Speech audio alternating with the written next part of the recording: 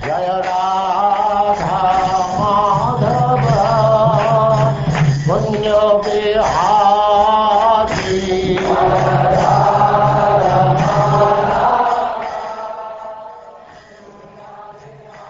And now chapter 56, the Syamantaka Jewel.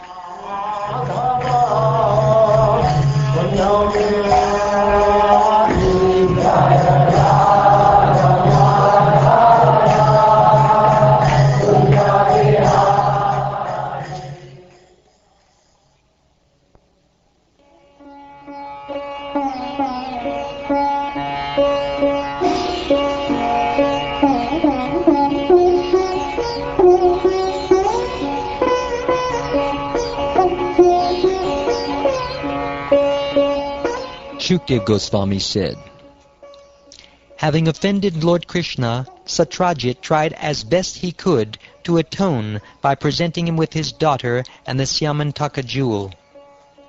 O Brahman, what did King Satyajit do to offend Lord Krishna? Where did he get the Syamantaka jewel, and why did he give his daughter to the Supreme Lord? Surya, the sun god, felt great affection for his devotee Satyajit. Acting as his greatest friend, the demigod gave him the jewel called Syamantaka as a token of his satisfaction.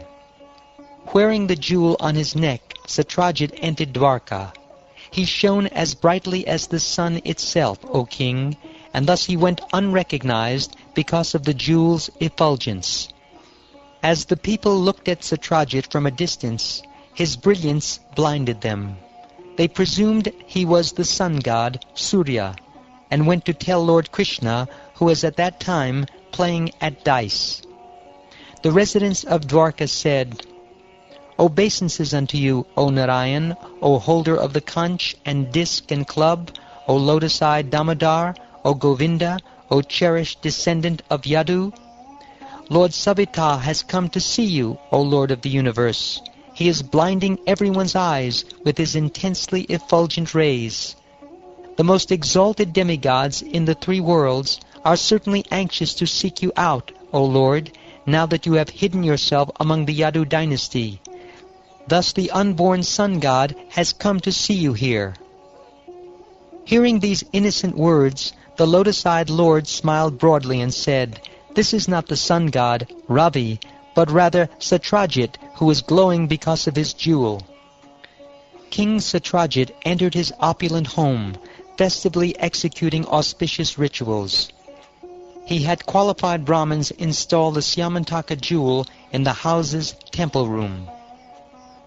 Each day the gem would produce 8 badas of gold, or 170 pounds of it, my dear Prabhu, and the place in which it was kept and properly worshipped would be free of calamities such as famine or untimely death, and also of evils like snake bites, mental and physical disorders, and the presence of deceitful persons.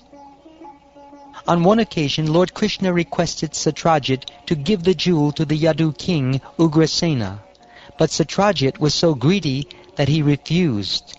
He gave no thought to the seriousness of the offense he committed by denying the Lord's request. Once Satyajit's brother, Prasena, having hung the brilliant jewel about his neck, mounted a horse and went hunting in the forest. A lion killed Prasena and his horse and took the jewel.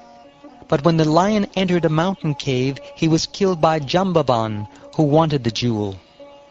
Within the cave, Jambavan let his young son have the Syamantaka jewel as a toy to play with. Meanwhile, Satyajit, not seeing his brother return, became deeply troubled. He said, Krishna probably killed my brother, who went to the forest wearing the jewel on his neck. The general populace heard this accusation and began whispering it in one another's ears. When Lord Krishna heard this rumor, he wanted to remove the stain on his reputation. So he took some of Dwarka's citizens with him and set out to retrace Prasena's path. In the forest they found Prasena and his horse, both killed by the lion. Further on, they found the lion dead on a mountainside, slain by Riksha or Jambavan. The Lord stationed his subjects outside the terrifying pitch-dark cave of the King of the Bears, and then he entered alone. There Lord Krishna saw that the most precious of jewels had been made into a child's plaything. Determined to take it away, he approached the child. The child's nurse cried out in fear upon seeing that extraordinary person standing before them. Jambavan, strongest of the strong, heard her cries and angrily ran toward the Lord. Unaware of his true position and thinking him an ordinary man, Jambavan angrily began fighting with the Supreme Lord, his master. The two fought furiously in single combat, each determined to win. Contending against each other with various weapons, and then with stones, tree trunks, and finally with bare arms, they struggled like two hawks battling over a piece of flesh.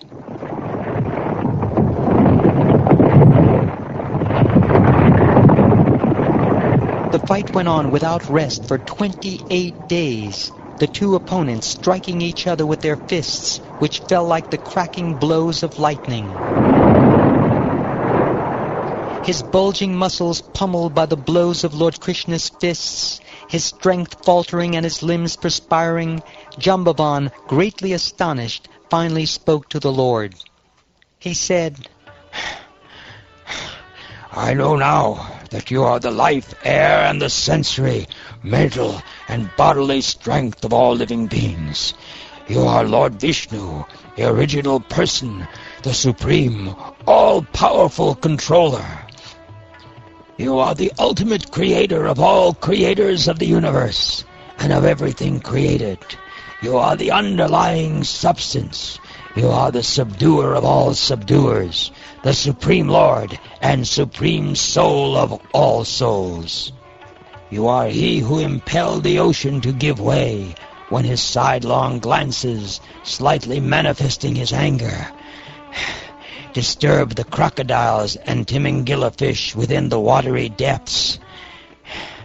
You are he who built a great bridge to establish his fame, who burned down the city of Lanka, and whose arrows severed the heads of Ravan, which then fell to the ground.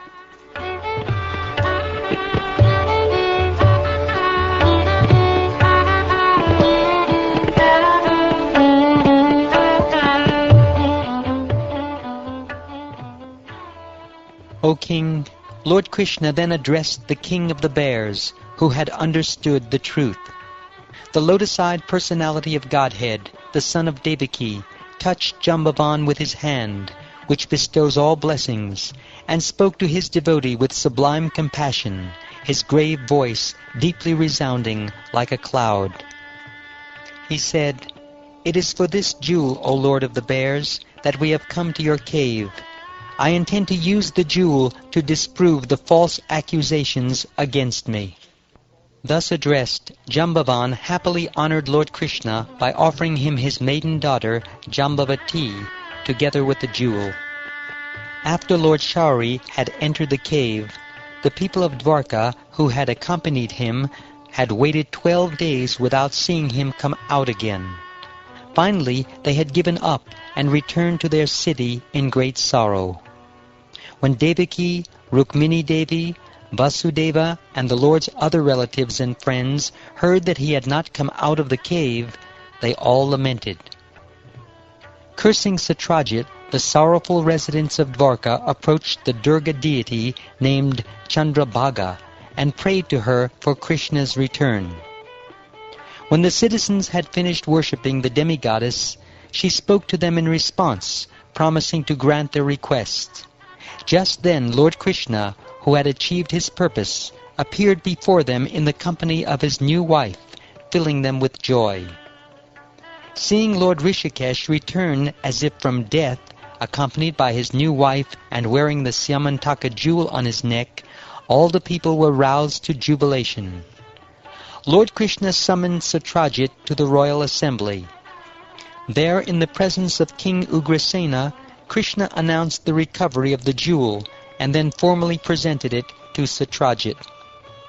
Hanging his head in great shame, Satrajit took the gem and returned home, all the while feeling remorse for his sinful behavior. Pondering over his grievous offense, and worried about the possibility of conflict with the Lord's mighty devotees, King Satrajit thought, "How can I cleanse myself of my contamination? And how may Lord Achyuta become satisfied with me? What can I do to regain my good fortune, and avoid being cursed by the populace for being so short-sighted, miserly, foolish, and avaricious?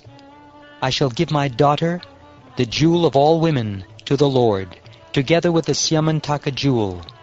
That indeed is the only proper way to pacify him." Having thus intelligently made up his mind, King Satrajit personally arranged to present Lord Krishna with his fair daughter and the Syamantaka jewel. The Lord married Satyabhama in proper religious fashion. Possessed of excellent behavior, along with beauty, broad-mindedness, and all other good qualities, she had been sought by many men. The Supreme Personality of Godhead told Satrajit, "We do not care to take this jewel back, O king. You are the sun god's devotee, so let it stay in your possession. Thus we will also enjoy its benefits."